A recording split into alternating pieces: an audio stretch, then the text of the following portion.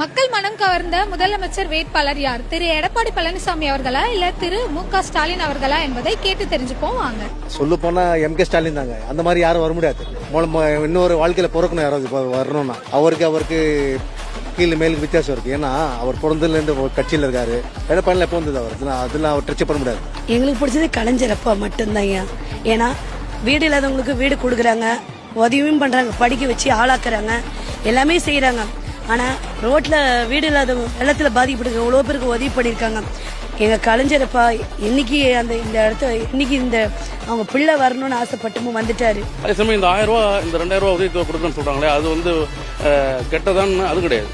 அது மூலியமா நானே பயன்பட்டிருக்கேன். சில சமயங்களில் வறுமையில் இருக்கும் பொழுது எங்க வீட்லயும் சரி, என்னோட நண்பர்கள் உறவினர்களும் சரி, இந்த 1000 ரூபா கொடுக்குறாங்களே அதுவும் சிறந்ததுதான். இப்போ 2000 உயர்த்தி தரேன்னு சொல்றதுமே சிறந்ததுதான்.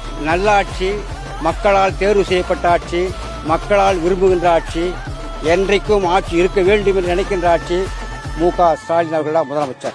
இல்லைங்க, டிஎம்கே வரும், கண்டிப்பா வரும். செகண்ட் டைம் டிஎம்கே வரும். ஸ்டாலின் வருவார். தவறுதல் கிடையாது, தப்பு கிடையாது. ஏன்னா மக்களுக்காக அவர் கொடுக்குறாருல.